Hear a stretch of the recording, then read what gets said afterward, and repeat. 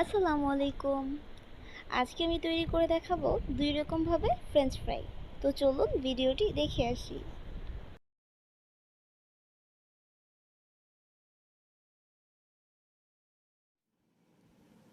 নিয়েছি আলু। আমি আলুর উপরের খোসাটা ফেলে আলুগুলোকে একটু লম্বা করে কেটে নিয়েছি। কিছু আলু আমি এভাবে গোল করে কেটে নিয়েছি। এখন এই আলুগুলোকে আমি অল্প পরিমাণ লবণ ও পানি দিয়ে কিছুক্ষণ ভিজিয়ে রাখবো।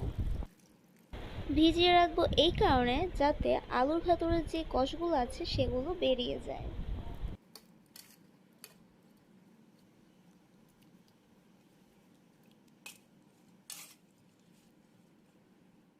আমি আধা ঘন্টার জন্য ভিজিয়ে রেখেছিলাম। এখন আলুগুলোকে আবারও আরেকটু ধুয়ে নিব। একটা স্ট্রেইনারে পানিটা ঝরার জন্য কিছুক্ষণ রেখে দিব। ভালো করে পানিটা ঝরিয়ে আলুটাকে একদম শুকিয়ে নিব। এখন কড়াইয়ে পরিমাণ মতো তেল দিয়ে দিতে হবে। এগুলোকে আমি ডুবো তেলে ভাজবো। আলুগুলোকে একদম পানি ঝরিয়ে শুকিয়ে নিয়েছি। এবার কিছু মশলা অ্যাড করব। কালারের জন্য দিয়ে দেব হলুদ গুঁড়া কোয়ার্টার চামচ, হাফ চামচ মরিচ গুঁড়া, ধনিয়া গুঁড়া কোয়ার্টার চামচ ও আরেকটু লবণ দিয়ে দিব।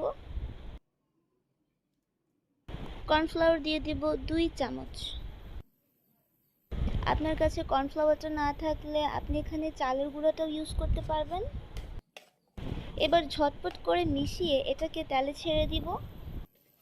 এটাকে 1 সেকেন্ডের জন্য রেস্টে রাখা যাবে না, নয়তো পানি ছেড়ে দিবে।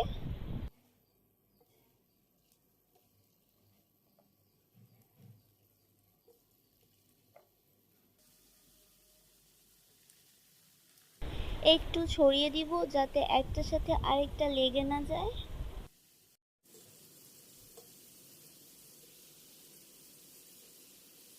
দুইটা পাশ আমি ভালো করে ভেজে নিয়েছি। এখন তেল ঝরিয়ে উঠিয়ে রাখবো।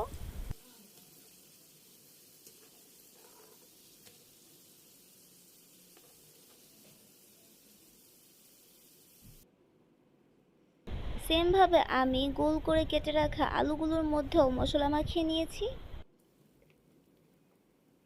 এগুলোকেও এখন ফ্রাই করে নেব।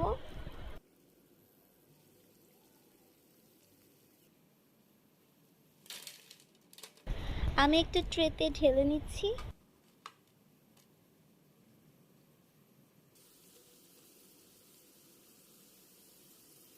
এদিকে এই আলুর চিপসগুলোও তৈরি হয়ে গেছে। এগুলোকেও আমি তেল ঝরিয়ে উঠিয়ে নিব।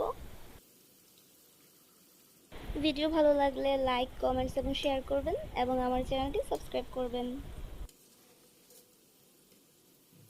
আমি কিছুটা টমেটো সস দিয়ে পরিবেশন করে নিব। আজকে এ পর্যন্তই। পরবর্তীতে হাজির হব অন্য কোনো রেসিপি নিয়ে। আল্লাহ হাফেজ।